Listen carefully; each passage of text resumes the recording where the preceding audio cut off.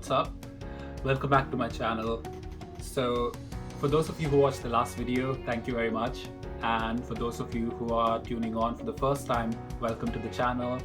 And this video is going to be all about the education system out here in the West. To give you guys a little bit of context, I did all my education in India.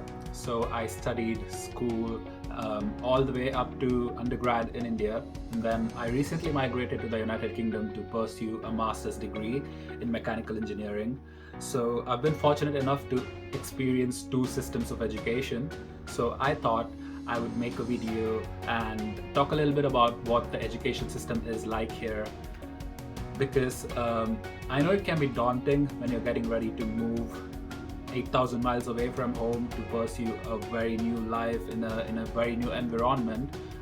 There's so many things that you need to think of and prepare yourself for. I'm pretty sure that not a lot of students spend any time thinking about what the education system is going to be like, what to expect, because there's so many other things that you've got to be doing to migrate to a whole new country. So I'm making this video in the hopes of helping people kind of get a gist of what the education system is like here, and hopefully help you guys have a general idea of what to expect when you guys get here. So the general difference between the Indian education system and the foreign education system is that in the Indian education system, the teaching is very theoretical, and it's going to entirely depend upon the teacher, because it's basically 1 hour of a lecturer standing there and then trying to explain what he understands about a certain concept. And it's heavily reliant on classroom teaching, where students get to sit there and then listen to the lecturer kind of sort of explain the concept to them. For me personally, that was very boring, because I'm somebody who likes to do things instead of sit there and listen hours on together. So that's where the foreign education system shines. The teaching is more practical, and the student is at the center of the teaching. It's very student driven as opposed to teacher driven, and the student has to do all the work, and the student has to engage in all of the activities in order to pass or progress to the next stage. In the Indian education system, all of the material is made available in the beginning, as in they let us know what the syllabus is, they let us know which textbooks to look at or refer to, and then they let us know that we're going to have this amount of questions from this chapter. And they also let us know to refer to the past question papers to understand what kind of questions to expect. This is really good in terms of making the student an expert in a subject matter, because since the student has access to all of the material that is related to the subject, the student gets to become an expert in the subject matter, because he's going to be learning about the entirety of the syllabus. Whereas in the foreign education system, the outcome is made known to the student prior to the student even beginning the class, so that the student does most of the seeking, wherein the students are supposed to go out and find literatures. When I say literatures, it's something that somebody has already published, like a textbook or a journal, where the student gets to learn by seeking, as opposed to learning a set textbook. So this involves a more practical approach, where the student has the freedom to find the material that he's interested in, or pursue a certain topic or a certain subtopic that he's really interested in. And the focus here is on teaching the student the skill of seeking, rather than memorizing a lot of things and then hoping that one of those things is going to help in real life. Whereas in a foreign education system, by learning how to seek something, you kind of learn the skill where you can adapt that to any situation in life. So when you go out to work in real life, if you face a really challenging situation, you know how to find resources, and you know how to learn and solve that problem. So I feel like that is a very good thing that the Western education system does. So another difference is that a lot of the subjects in India that I had were heavily reliant on theory and just passing an exam, and that was it. So what I did was I would never go to any class. I would just wait for the exam, and then just 1 or 2 days before the exam, I would study the whole textbook, and then prepare for the most repeated questions. And then by just doing that, I still was able to achieve a percentage of 67%. But I ended up not learning anything, because right after the exam, I would just dump everything that I memorized, because that's all it was. It was just memorizing. I wasn't learning anything. So that was really a huge waste of time for a person like me. But out here in the West, along with the theoretical subjects that you are involving in, you also have to work on practical tools. So since I'm from mechanical engineering, I learned more than 3 or 4 softwares in a span of about 10 months, which is more than what I learned in a span of 4 years in India. So that practical aspect of involving softwares that you may use in real life when you actually go out to work is. Now I'm going to talk a little bit about the teaching methodologies here. So the teaching involves just about 30% of the entire course in classes. So there used to be about 1 lecture every week, and these lectures were really short, about an hour long, and these lectures were mostly based on the kind of research that the lecturer is actually carrying out.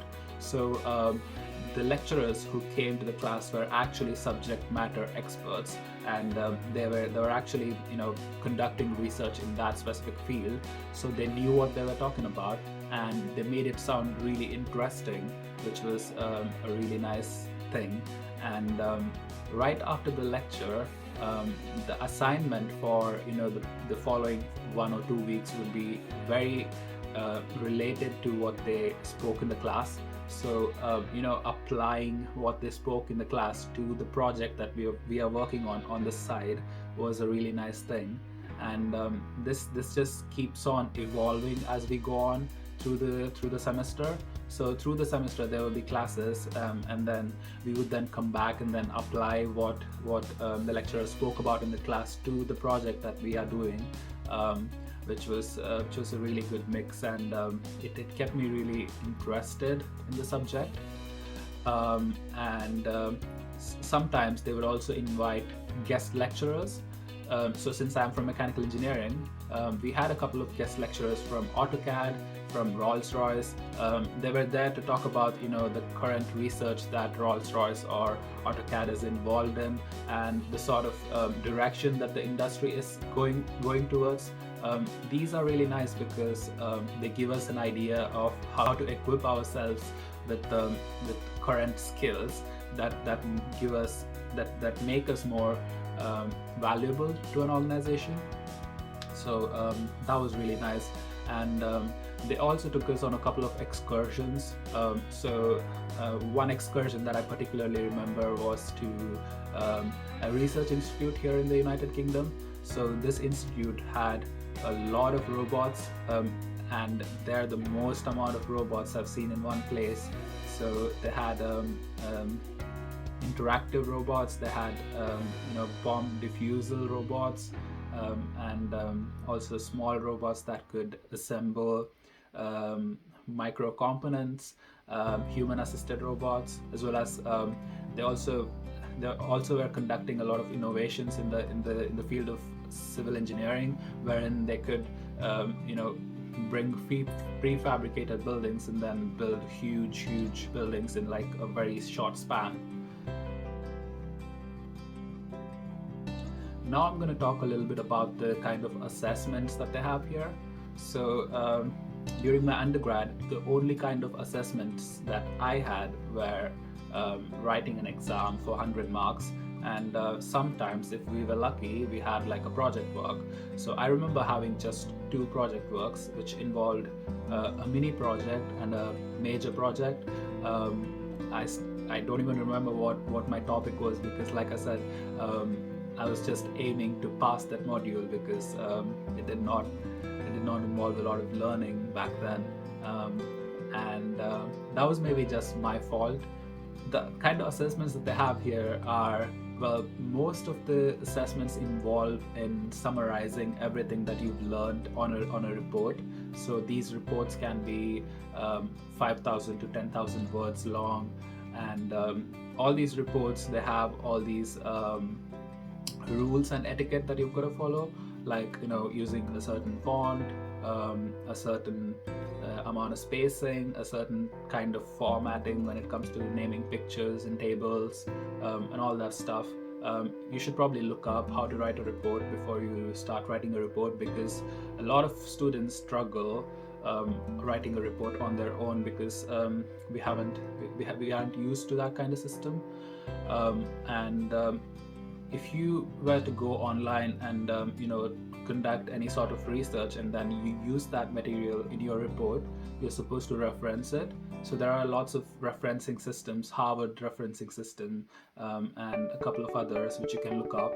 And this is really important, because unfortunately, because I did not reference something properly, I lost a lot of mark on one of the module, and that was really, I felt really bad. So that is one kind of assessment that they have. And most of the projects also involve a presentation element to it. So if there was like a 100 mark module, about 20% of the mark would depend on your presentation.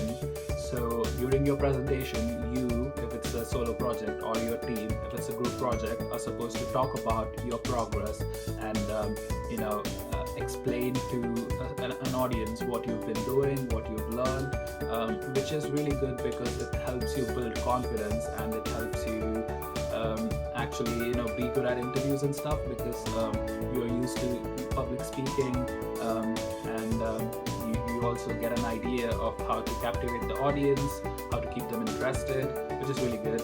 And the final kind of assessments is exams. So the exams out here are a bit different compared to the exams out back home in India. So in India, we have about 3 hours to write a 100 mark exam, whereas we only have 2 hours to write a 100 mark exam here, which can be a bit intense. And the questions themselves are really different. They try to sort of involve you in a story, and then try to make you apply the theory onto that story, and then structure your answer in a way where it's really personal, which was a good experience. I only had one exam. I really enjoyed writing the exam as well. And some modules also have like a practical element to it, wherein you'll have to manufacture a prototype, or go and work on existing equipment in the lab. So the university here has, since I'm a mechanical engineering student, there is like a fully equipped mechanical laboratory available. And when I say lab, it doesn't mean thermal conductivity equipment and just like theoretical equipment. It has an actual CNC machine which is used in an industry. So I had not seen a CNC machine until I started working. So here people, even when they're in their undergrad, can go to the lab and then make use of the CNC machine for their projects, under supervision of course, and get to use those machines, and then understand what actually goes on in an actual company. So those are the sort of assessments that they have here, and you've got to be really careful while you're writing reports, because plagiarism is not tolerated here. Plagiarism means you cannot copy somebody else's work and then say that it's your own. So even if you're trying to copy somebody else's work, you've got to paraphrase it, as in if he said something, you can't copy it word to word. You'll have to restructure the entire sentence in a way that makes sense, as well as it helps people understand that you've read that, and then you've derived the sentence from understanding that work. So that was a little bit about the education system here. I hope you guys enjoyed the video, and like always, if you have any sort of questions, please drop them in the comments, and I would love to hear from you guys. To connect with me, please check out my description. There's a link with all my socials. So thank you very much again for your time and tuning in. Peace.